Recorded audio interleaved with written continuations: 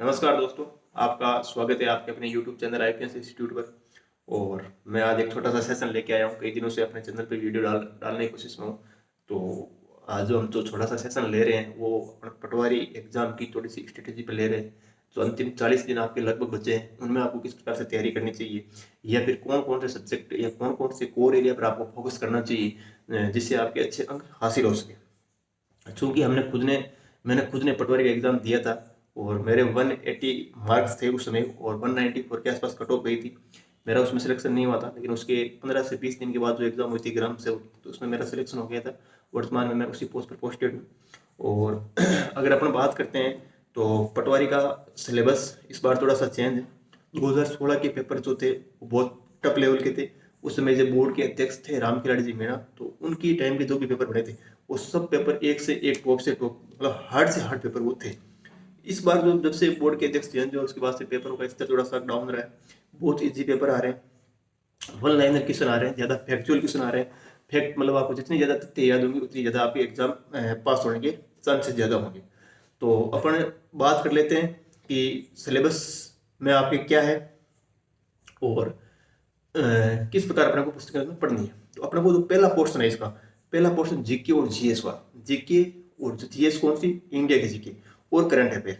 इसके अंदर आपके मोटा मोटी पहले पोर्शन में 5 आपके सब्जेक्ट बनते हैं और 38 क्वेश्चन आएंगे, 76 नंबर के आएंगे, यानी 7 से 8 क्वेश्चन एक पोर्शन से आएंगे।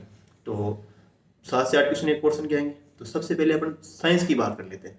तो मैं आपको साइंस में शॉर्ट पुस्तकें और अच्छी पुस्तकें सजेस्ट करूंगा, और जो ऑथेंटिक बुक है राजस्थान बोर्ड की 9th और 10th की पुस्तक, मैं कहूँगा आप उसका अध्ययन करें। उसका अच्छी तरीके से अध्ययन करेंगे और मुझे पूर्ण आशा ही नहीं पूर्ण विश्वास है जो भी क्वेश्चन आएंगे उस पुस्तकों के अंदर से वो आ जाएंगे। आपको बड़ी गाइड के चक्कर में नहीं पढ़ना है। और एक बात ये जरूर कहूँगा आपको कि जो आपने पहले पढ़ रखे उनको आप कृपया नहीं छोड़ें। अब नई पुस्तकें पढ़ने का समय नहीं है, लेकिन जिन्होंने फिर भी जिसको जरूरत है, कहीं ऐसा कोई टॉपिक हो जिसमें कंफ्यूजन है, तो वो 9th और 10th की जो किताब है उसको ही प्रीफर करें।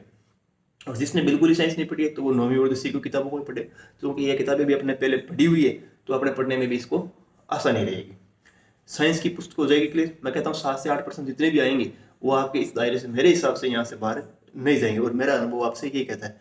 क्योंकि हम जैसे मैंने अभी अपना RS प्री की जो भी तैयारी करते हैं तो वो बच्चे भी अभी यही किताबें पढ़ते हैं, तो वहां तक के सिलेबस के जो क्वेश्चन कवर हो जाते हैं तो फिर अपने पटवारी की तो कोई दिक्कत है ही नहीं। इसके बाद अपन बात करते हैं हिस्ट्री, ज्योग्राफी और पॉलिटी।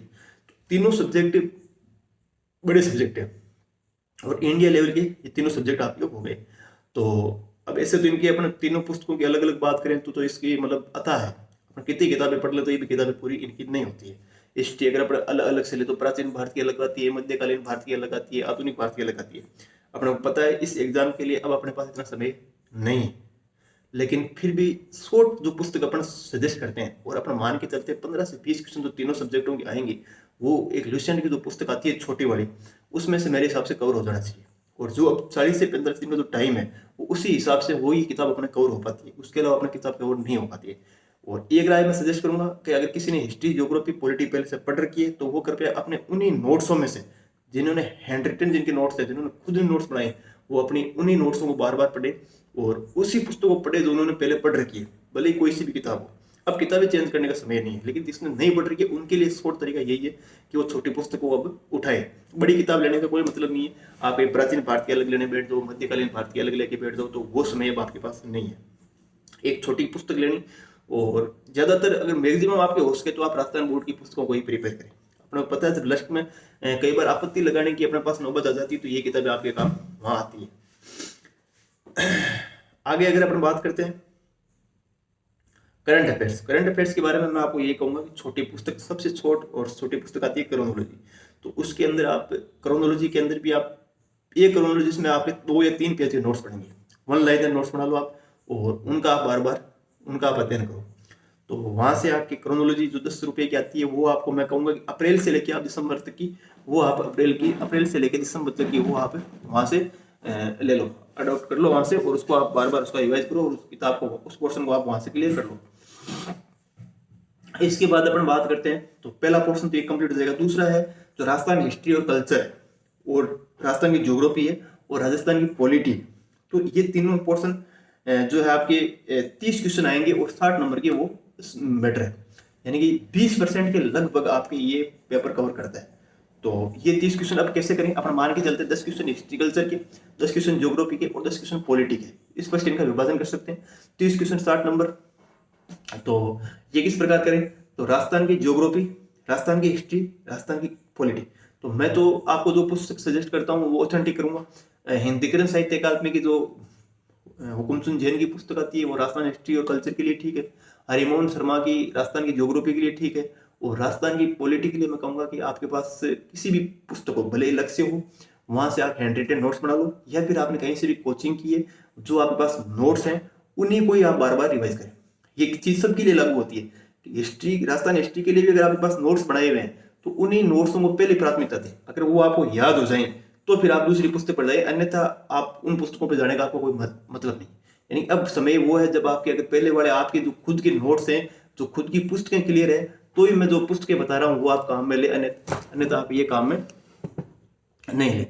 इसके अलावा अपन बात करते हैं हिंदी और इंग्लिश की। तो हिंदी और इंग्लिश के 22 क्वेश्चन आएंगे, 44 नंबर का मैटर है। अपन मान के चलते हैं कि 11% आएंगे। तो हिंदी के लिए द बेस्ट पुस्तक राजस्थान बोर्ड की 9वीं से 12वीं तक की पुस्तक, वो पढ़ लो आप। या फिर एक पुराने फॉर्मेट में सोमदान चारण की पुस्तक चलती है, तो हार्ड कॉपी में मिलनी मुश्किल होती है, लेकिन कई टेलीग्राम चैनल पर अपने को सॉफ्ट कॉपी में मिल जाती है। तो सोमदान चारण की वो भी राजस्थान बोर्ड की पुस्तक है, द बेस्ट पुस्तक है। मैंने उससे कई एग्जाम में देखिए उस पुस्तक से बाहर जाता ही नहीं, सवाल उस पुस्तक से बाहर जाता ही नहीं। तो उस पुस्तक को आप ले लें। तो इसके लिए भी आपको कोई बड़ी बुक लेने की जरूरत नहीं है। 9 से 12 तक लेके राजस्थान बोर्ड की जो पुस्तक चलती है सोमदान चारण की, ये तो पुराने टाइम में चलती थी, तो वो पुस्तक आप ले सकते हो। या फिर जो वर्तमान समय में चल रही है आप ये भी काम में ले सकते हो। 11% अपने इंग्लिश के आएंगे, तो इसके लिए मैं आपको सजेस्ट करूंगा कोई भी रिसेंट छोटी पुस्तकों में द बेस्ट रहती है। इसके आप 4-5 अपने को पता है एंटोनिम्स सिनोनिम्स आएंगे, तो लगभग आपको 100 एंटोनिम्स और सिनोनिम्स तो पढ़ने पड़ेंगे, यानी कि 100 एंटोनिम्स सिनोनिम्स और फ्रेजल वर्ब।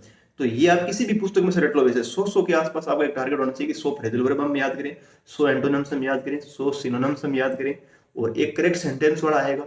तो करेक्ट सेंटेंस वाला किसी भी टॉपिक से संबंधित आ जाए, मान लो आर्टिकल है, डिटरमिनर है, तो ये टॉपिक भी आप लुसेंट वाली बुक से मेरे हिसाब से आप क्लियर करो तो आपके लिए ठीक रहेगा। और एक आएगा अनसीन पैसेज, उसमें से आपको आंसर देने होंगे, तो लुसेंट ठीक है बुक इस मामले में। इसके अलावा मैं यही कहूंगा फिर से वही बात, जो आपने अगर नोट्स पहले से किसी की पुस्तक से बना रखे हैं या कोई पुस्तक आपने पहले से अगर पढ़ रहे हो तो उसको आप छोड़े नहीं। इसके बाद अपना बात करते हैं तो रीजनिंग और मैथ की। तो रीजनिंग और मैथ के 45 क्वेश्चन आएंगे, अंक बार इसका रहेगा 90।